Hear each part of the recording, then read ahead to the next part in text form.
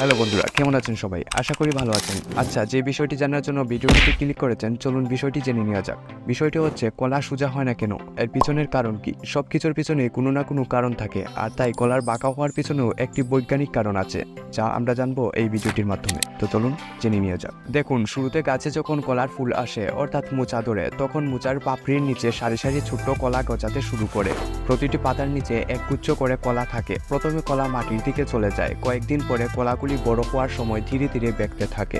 আর এ কারণকে বিজ্ঞানের ভাষায় negative geotropism বলা হয়। অর্থাৎ যখন সূর্যের দিকে কোনো ফল বেড়ে উঠে তখন তাকে নেগেটিভ জিওট্রপিজম বলা হয়। আর গাছের ফলের বৃদ্ধির ফটোট্রপিজম গ্র্যাভিটিজম অক্সিনের উপর নির্ভর করে। সেই হিসেবে অন্যান্য বৃক্ষ বা ফলের মতো কলার পাতা ও ফল গ্র্যাভিটির জন্য নিচের দিকে ঝুঁকে থাকে, কিন্তু কলা বড় হওয়ার সঙ্গে সঙ্গে সূর্যের আলোর দিকে বাড়তে শুরু করে, যার কারণে কলার আকৃতি বাঁকা হয়ে যায়। ঠিক যেমন সূর্যমুখী ফুল সবসময় সূর্যের আলোর দিকে থাকে এবং সন্ধ্যায় সূর্য যেমন তার দিক পরিবর্তন করে, সূর্যমুখী ফুলও তার দিক পরিবর্তন করে। এ কারণেই এই ফুলের নাম সূর্যমুখী, যার অর্থ সূর্যের দিকে মুখ করা। ঠিক কলার ক্ষেত্রেও এমনটাই হয়, সেই জন্য কলা সোজা হতে পারে না।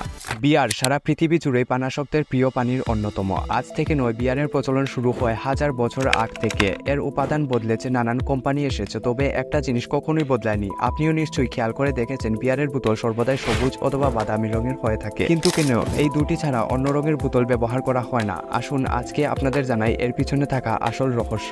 পৃথিবীর প্রথম বিয়ার কোম্পানি তৈরি হয়েছিল মিশরে। তখন থেকে সুরাপ্রেমীদের মধ্যে এই পানিটি জনপ্রিয় হয়ে ওঠে। তবে তখন অন্যান্য বেশ কিছু পানির মতো এটিও রাখা হতো স্বচ্ছ বোতলে। কিন্তু কিছুদিন বাদে নির্মাতারা বুঝতে পারেন অতি দ্রুত বিয়ার খারাপ হয়ে যাচ্ছে, তা থেকে দুর্গন্ধ বের হচ্ছে এবং যার জেরে বিপুল আর্থিক ক্ষতির সম্মুখীন হতে হচ্ছে কোম্পানিদেরকে। এর কারণ খুঁজতে গিয়ে দেখা যায়, স্বচ্ছ বোতলে বিয়ার রাখার ফলে সূর্যের আল্ট্রাভায়োলেট রশ্মি তা নষ্ট করে দিচ্ছে। সেখান থেকে নির্মাতারা সবুজ এবং বাদামি রঙকে বোতলের রং হিসেবে বেছে নেন। প্রথম দিকে অবশ্য বাদামি রঙের বোতলেই ব্যবহার করা হতো, কারণ তা সূর্যের অতিবেগুনি রশ্মির প্রভাবকে নষ্ট করতে সক্ষম। কিন্তু দ্বিতীয় বিশ্বযুদ্ধের সময় হঠাৎ এক সংকট দেখা দেয়, যে সময় আর বাদামি রঙের বোতল পাওয়া যাচ্ছিল না। এরপরই নির্মাতারা সবুজ বোতল ব্যবহার করার সিদ্ধান্ত নেন, কারণ বাদামের মতোই সবুজ রঙও অতিবেগুনি রশ্মির প্রভাবকে রোধ করতে সক্ষম। মূলত এই কারণেই বিয়ারের বোতলের রং হয় সবুজ এবং বাদামি। তো এই ছিল কলা বাঁকা হওয়া আর বিয়ারের বোতল সবুজ ও বাদামি রঙের হওয়ার পিছনের কারণ। তো আপনার যদি মনে হয় ভবিষ্যতে এরকমই আরো ইন্টারেস্টিং তথ্য জানতে চান, তো চ্যানেলটিকে সাবস্ক্রাইব করে রাখতে হবে। তো চলুন দেখা হচ্ছে নেক্সট ভিডিওতে।